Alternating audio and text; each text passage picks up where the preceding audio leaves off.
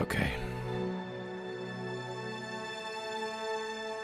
Time to go to work.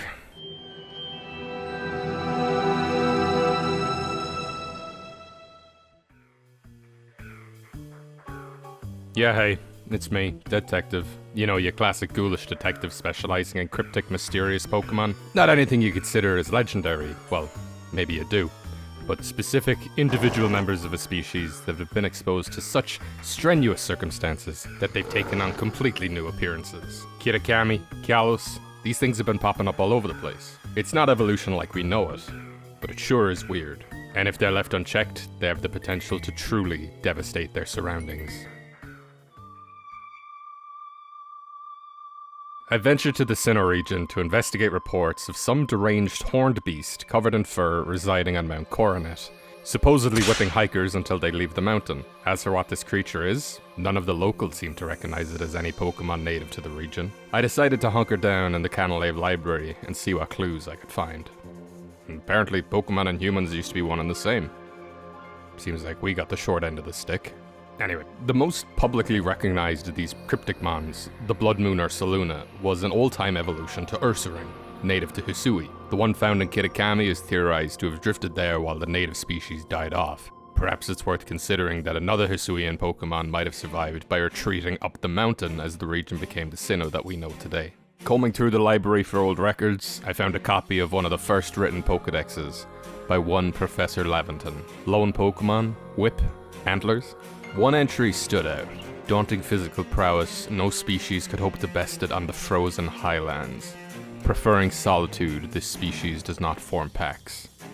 I think I know what we're dealing with here.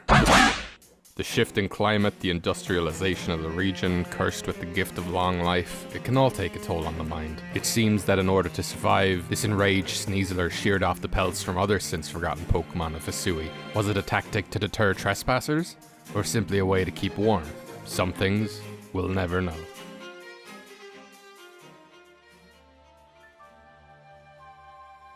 I had received reports from Galar about a white, skeletal ghost horse creature with a large skull entering people's homes, wandering throughout the local inn in the dead of night, leading to terrifying encounters with the beast. I know there's that one bulb-headed legend who has the two horses, and initially I thought that that's what this creature might be, but it's described as ghostly and white, whereas the horses are either or, so it couldn't be both. Are we looking at a potential crossbreed here, or something completely different? One of the Pokemon native to the Crown Tundra is the Galarian variant of Rapidash. It's a white horse for sure, but certainly people would know a Rapidash when they see it. I decided to dig deeper. I interviewed some of the locals, and determined that it doesn't seem to want anything. It just stands there. It's about the size of a man. It walks on two legs, like a horse missing its back half. While threatening, it didn't seem to want to do any harm. And in the old language of Galar, they call it the Marrowloid. I headed out into the Crown Tundra to investigate. Rapidash can be found wandering around the old cemetery. Which is spooky, sure, but what was I missing? A skeletal horse. Bones. Two legs. Skull. Skull. Marrowloid. I had a theory, but I had to put it to the test. Staying at the Freeze Inn, I hunkered down for the night with my door unlocked. It's a safe enough area, no need to worry about the locals coming in. I staked out the night. Until...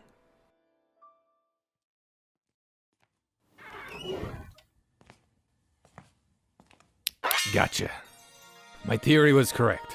A Pokemon known to wear external skulls is Cubone.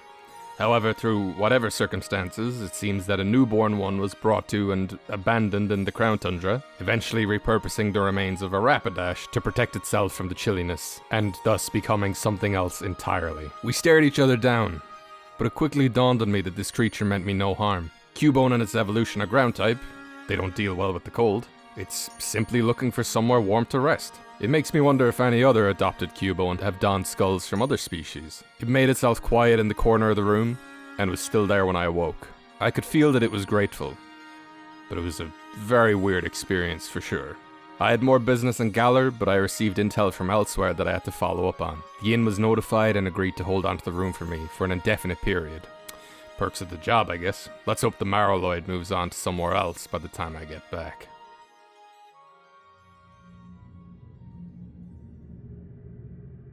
Snowball City in the Kalos region calls for my attention. All was well gearing up for the festive season, until apparently someone or something within the Winding Woods has been responsible for the disappearances of local children. There was a similar incident on the Sevi Islands a while back, with a ruthless hypno doing the same thing, leading me to believe that this is due to a Pokemon rather than just some ordinary scumbag. Venturing into the woods, I know I've been here before, but I just can't seem to place it. I know what happened, I just can't remember what for. I checked my handy Rotom recorder to remind myself, and I just found a whole bunch of corrupted files. There's no record of me ever being here before, but I'm getting some seriously ominous deja vu vibes from this place. This woods, it lives up to its name, that's for sure. You think that maybe these kids might have just gotten lost, but locals. They should know the woods very well. Something more is definitely going on here. The Trevenant are as territorial as ever. I know how to avoid them. Maybe whatever this is has gotten them riled up. I've gotten all turned around here. The Pokemon and Kalos like to hoard together, which can be incredibly dangerous if not prepared for. I saw a group of 5 Trevenants, but that's when I noticed one of them. It wasn't a Trevenant at all. A Scarecrow. Cacturn, but different. Well, the corpse of one at least. How did a cactus end up in this woods in the first place? We're at the complete opposite side of the region to the desert. Its spines seem to have overgrown to a point that they've impaled its own body. You know, like when Rattata don't file down their teeth? It's almost like it's strung up, but on nothing. That's just the way it's like it's standing like that. Why would someone have put it here, in the middle of the forest?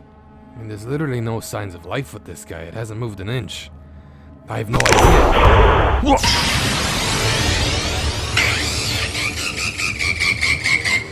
You can't trick me this time, Winding Woods. I've come prepared.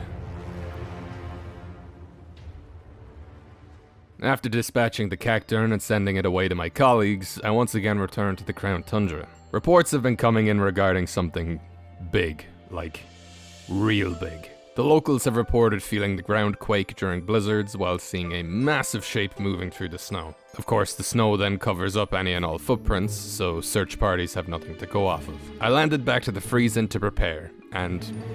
what?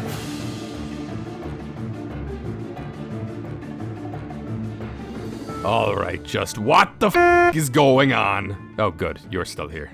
My room is trashed. I guess in the 2 weeks I was gone, these troublemakers showed up in my absence, and my new squatter friend here didn't think to do jack to stop them from coming in. Don't do that to me. As far as I'm concerned, these are your pals. My guess is that some droves of phalanx made their way south for some reason, joining their ranks into one massive collective entity. Maybe it was to gang up on unprepared Pokemon, maybe it was a defense mechanism from some unknown force. I don't know, I don't care. I took what I could salvage from the remains of my belongings and headed out. I have a job to do.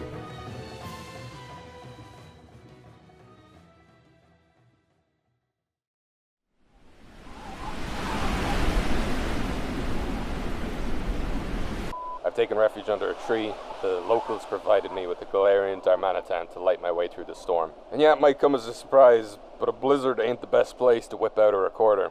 I'm heading in deeper to see if I can find more information on this unknown giant.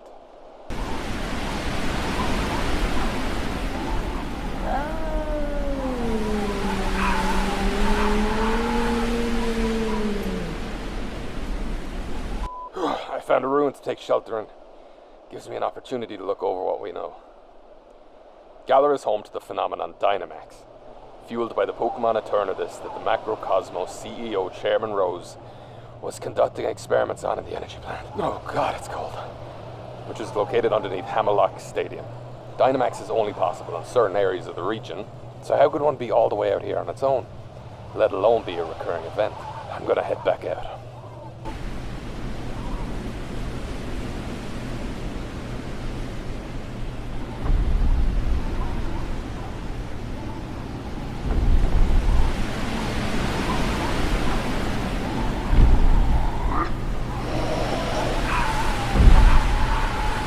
So the blizzard seems to be dying down, or else I'm just in the eye of the storm, but I've just found a footprint.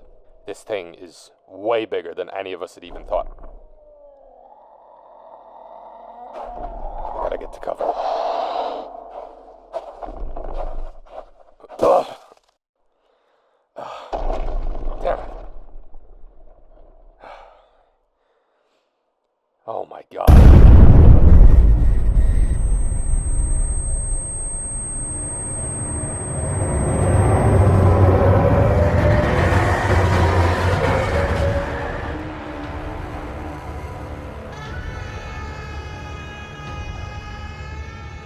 sort of experiments were Macrocosmos doing underneath Hammerlock in the first place?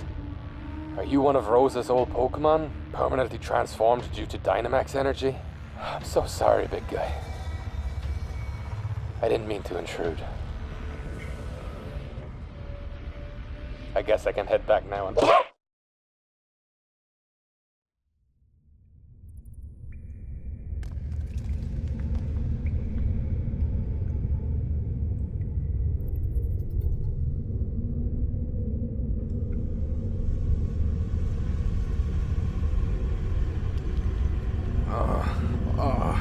Oh, my head. Where am I? Something dragged me here? Hey, whoa. Hold up, buddy. Let me guess. Some sort of mega evolution gone wrong? Oh, my head. Is this from you whacking me with your spoons, or are you messing with my brain?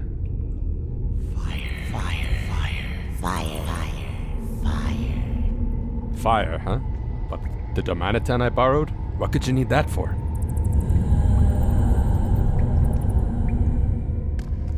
What?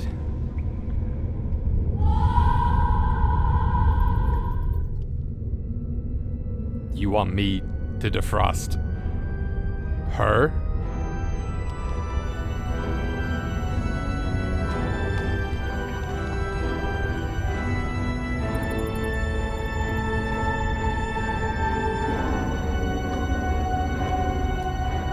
Yeah, no.